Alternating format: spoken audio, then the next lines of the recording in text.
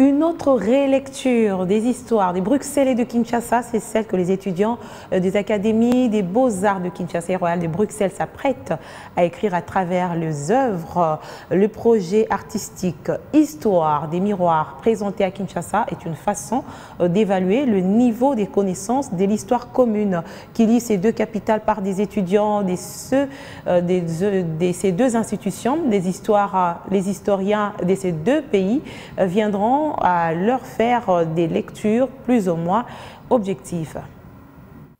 La communauté belge avec en tête de peloton le ministre-président de la région Bruxelles-Capitale, mélangé à la communauté congolaise ce mardi 22 mars 2022 à l'Académie des beaux-arts de Kinshasa.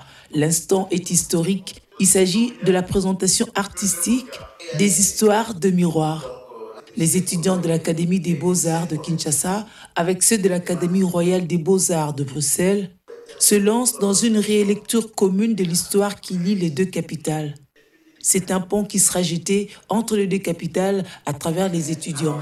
Une réponse à la question de la décolonisation. On a cherché un moyen à pouvoir décanaliser, si vous voulez, cette connaissance. Et notre première idée, c'est d'essayer de travailler avec deux classes de master, une à Kinshasa et une à Bruxelles, et donc de les faire travailler autour de ces questions.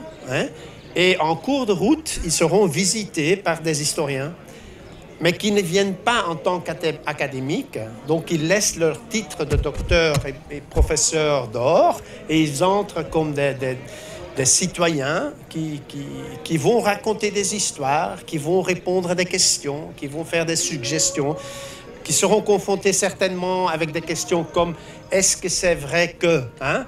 Voilà, et eux, ils peuvent apporter une réponse souvent qui est exacte. Un projet qui permettra de vérifier le niveau des connaissances des histoires de deux pays chez les étudiants. Des œuvres schématisées à Kinshasa et à Bruxelles seront réalisées par des étudiants de deux académies. Chacun qui réalise ne pourra pas prendre position car il n'en est pas l'auteur. C'est une œuvre qui est conçue à Kinshasa. C'est le schéma qui est transmis à un étudiant belge. Et l'étudiant belge n'a pas à questionner. Il n'a pas à dire que moi, je ne suis pas d'accord avec ça. Donc lui, il réalise d'abord l'œuvre. Ainsi de suite, en Belgique aussi, on pourrait avoir un autre étudiant qui a une autre lecture en fait, de l'histoire. Ce sont des regards qui sont croisés. Et en aval, les historiens feront la lecture plus ou moins objective de ces histoires des miroirs. À chaque miroir, une vérité. Alors, histoire des miroirs au pluriel, c'est pour revisiter un peu notre histoire ou nos histoires qui sont très souvent tronquées, qui font que nous réfléchissons par procuration. Et quoi de plus normal que de passer d'abord par les étudiants, à jauger leur connaissance de notre histoire commune. Ce serait une voie de réconciliation, la voie privilégiée.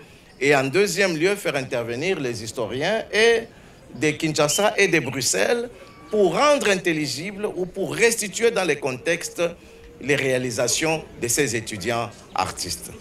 Le lancement de ce processus de réconciliation a coïncidé avec le vernissage de l'exposition Kin El Tonga, entre futur et poussière, une conjonction des verbes construire et piquer, présentée par 29 Studios et Trom Novel à l'initiative de Sami Balogi. Il s'inscrit dans le cadre du projet pluridisciplinaire Living Traces, mené par Canal Centre Pompidou. Dans les familles, on a des bons moments, des moins bons moments, des moments où on se dispute, mais peu importe, on n'échappe jamais à sa famille, elle demeure. Dès le prochain premier semestre, commenceront les lectures plurielles des œuvres pensées à Kin et à Bruxelles, puis s'ouvront les expositions à Kin et à Bruxelles. Cette fois, ce ne sera pas l'histoire illustrée, mais de regard des étudiants.